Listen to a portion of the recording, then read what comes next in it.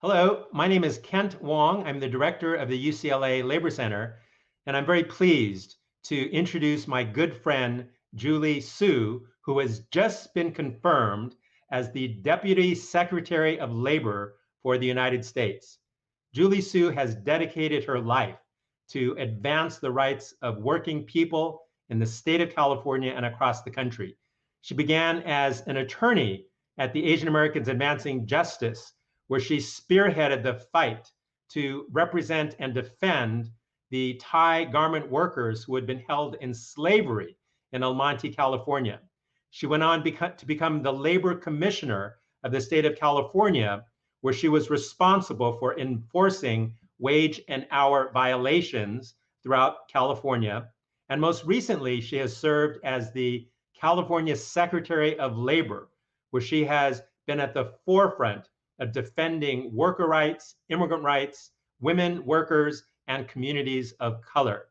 Julie Su is a champion for worker justice, and the National Convention of the Asian Pacific American Labor Alliance is so pleased to welcome her today. Please welcome Julie Su. I am so excited to be here. I'm so thrilled, especially to support the leadership of my Asian American sisters, National President Monica Tamarath, whose election as president was history making, and Executive Director Alvina Ye. About 2 weeks ago, I was confirmed as Deputy Secretary of Labor, and it is such an honor for one of my first official acts to be joining you all at APALA's convention. I want to take a moment to reflect on the theme rooted in legacy. About 50 years ago, a 9-year-old girl named Suchadal was about to begin second grade. In her home in rural Thailand, she woke up early, put on her second-hand school uniform, and waited by the door, excited for her day at school. But that day, her parents told her that she would no longer be going to school. They needed her to take care of her younger brother and sister while they went to work in the fields. Suchadal cried and refused to take off her uniform. For weeks afterwards, she woke up early again, put on that uniform, and waited by the door, hoping that her parents would change their minds. This never happened. This heartbreaking story for children living in poverty, where their parents' hard work is not enough to change the material conditions of their lives, is all too common. 30 years ago, the first national Asian American Pacific Islander worker organization in the US labor movement was founded. APALA has spent the last 3 decades supporting and growing AAPI labor leaders and building a more inclusive labor movement.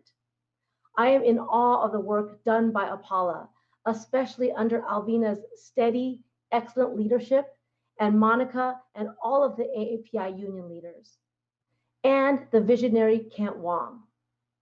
APALA would not have been possible without Kent's vision and his singular ability to turn vision into reality. Kent was also the first staff attorney at Asian Americans Advancing Justice in Los Angeles. 26 years ago this week, I was a young attorney at Asian Americans Advancing Justice, building on the legacy of Kent. I was focused on workers' rights, bringing Asian American, Latinx, and African American workers, garment workers, restaurant workers, caregivers, and others together in common struggles. When 72 garment workers from Thailand were found working behind barbed wire and under armed guard in an apartment complex in El Monte, California. I had the great privilege of becoming their attorney, of fighting for their freedom from immigration detention and fighting against their deportation. We sued the captors and the manufacturers and retailers who benefited from the workers' labor. We were committed to ensuring that those at the top of the chain were held responsible for these horrendous violations of labor and human rights. And we were successful. We recovered over $4 million in back wages through a groundbreaking lawsuit, and California passed legislation that expanded manufacturer and retailer responsibility for wage theft when they contract with sweatshops. We advocated for visas to protect workers who report crimes so their immigration status could not be weaponized to further their exploitation. A few years later, Congress passed the Victims of Trafficking and Violence Protection Act, which built on our efforts and created new visa categories for victims of crimes who assist law enforcement. But the biggest changes of our case would not be measured in dollars or in policy changes. The most profound transformations were personal. The workers stood up, learned they had power, and against all odds, defied the message that they had heard their whole lives, that they should put their heads down and know their place. These are the changes that shaped me as a young lawyer and that continue to inspire me to fight for workers today. And Apala made our fight their fight too. One of the Thai workers was Suchadal. When she told me the story about how she dressed in her school uniform for weeks until she accepted that she would not be going to school anymore to take care of her younger siblings, we talked about how I got the education that she wanted. And I told her that I would always do everything in my power to use that education to fight alongside workers like her and to be sure that those workers' voices were heard every chance I got. My work is rooted in the legacy of those who fought before me and with me. And so my work today is not just a legacy of Kent's vision and activism, it's also a legacy of Suchadal and all the workers I have known who have shaped my worldview, my belief that when workers fight, anything is possible, and my sense of awe and privilege at getting to be a part of that fight. Today, COVID has driven home for all to see that essential workers, especially workers of color, healthcare workers and teachers, grocery workers, farm workers, port workers, delivery drivers, and more, make incredible sacrifices so the rest of us can live. Everything we will do at the Department of Labor is based on a worker-centered vision that starts with President Biden and Vice President Harris and Labor Secretary Marty Walsh. As Secretary Walsh has said, the mission of the Department of Labor is to empower all workers morning, noon, and night. This means that we will act boldly to put the full force of the department's people and powers to work for America's workers throughout the day. It means that we will fight for what workers need in the morning, to know that they have a good job to go to and get the training they need to do their jobs, where their care needs are met, whether it's childcare or elder care, that infrastructure needed so workers can thrive in their jobs is there. This means that we will build an economy that values care workers. We'll fight for workers at noon to know that while on the job, they are protected from wage theft and work in healthy and safe conditions.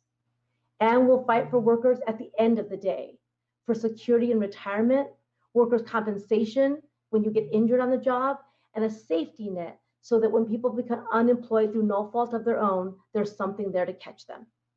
We won't stop until we build a modern, inclusive workforce where workers have good jobs, opportunities for advancement, and seats at the table.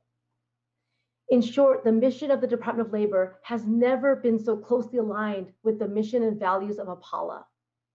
And as the first Asian American woman in this position, my path has been paved by this community and informed by my decades of work alongside Apala. Tomorrow, we build on these legacies and so many more and start reimagining. Reimagining a world where workers do not have to choose between poverty in their home country or a risky journey to live life thousands of miles away from their loved ones. Reimagining a world where children and families can get the education and childcare they need. Reimagining a world where all workers are treated with dignity and respect, have a right to choose a union, and are never told that they should keep their heads down and know their place. We can build this world that we reimagine, and I look forward to doing the hard work ahead with you. Thank you.